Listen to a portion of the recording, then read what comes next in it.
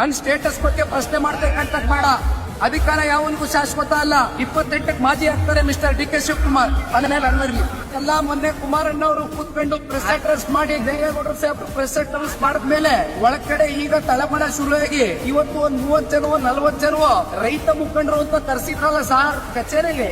ರೈತ ಮುಖಂಡರು ಮುಖ್ಯವಾದ ಕಾಂಗ್ರೆಸ್ ನ ಮುಖಂಡರನ್ನೇ ಕೂರಿಸ್ಕೊಂಡು ಯಾವ ದಳ್ಳಾಳಿಗಳು, ಕಮಿಷನ್ ಏಜೆಂಟ್ಗಳು, ರಿಯಲ್ ಎಸ್ಟೇಟ್ ಬ್ರೋಕರ್ಗಳನ್ನ ಕರೆದು ಆಟಾಚಾರಕ್ಕೆ ಅವ್ರ ಅಭಿಪ್ರಾಯ ಸಂಗ್ರಹ ಮಾಡ್ತೀವಿ ಅಂತ ಸಭೆಗೆ ಏನ್ ಮಾಡಕ್ ಹೊರಟಿದ್ದಾರೆ ಶಿವಕುಮಾರ್ ಅವರು.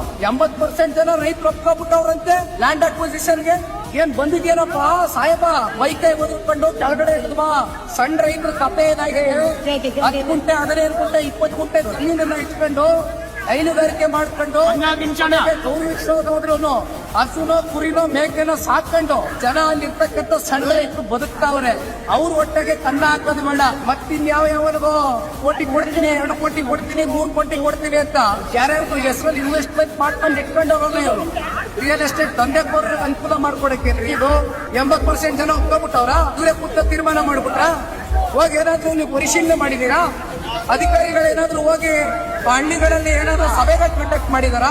ರೈತನ ಭೇಟಿ ಮಾಡಿದೀರಾ? ನಿಜವಾದ ರೈತರನ್ನ, ಸಣ್ಣ ರೈತರು ಸಂಕಷ್ಟ ಗೊತ್ತಿದ್ಯಾ ಅವ್ರಿಗೆ? ಈ ದುರಾಂಕಾರದ ಮಾತು, ತರ್ಪದ ಮಾತುಗಳು ಬಹಳ ದಿನ ನಡೆಯೋದಿಲ್ಲ. ಮಿಸ್ಟರ್ ಡಿ ಕೆ ಶಿವಕುಮಾರ್ ಸಾಹೇಬ್ರೆ, ಸಾಹೇಬ ಅರ್ಥ ಮಾಡ್ಕೊಳ್ಬೇಕು. ನನ್ನ ಸ್ಟೇಟಸ್ ಬಗ್ಗೆ ಪ್ರಶ್ನೆ ಮಾಡ್ಬೇಕಂತ ಬೇಡ. ಅಧಿಕಾರ ಯಾವನಿಗೂ ಶಾಶ್ವತ ಅಲ್ಲ. 28ಕ್ಕೆ ಮಾಜಿ ಆಗ್ತಾರೆ ಮಿಸ್ಟರ್ ಡಿ ಕೆ ಶಿವಕುಮಾರ್. ಮನೇಲಿ ಅನ್ವರ್ಲಿ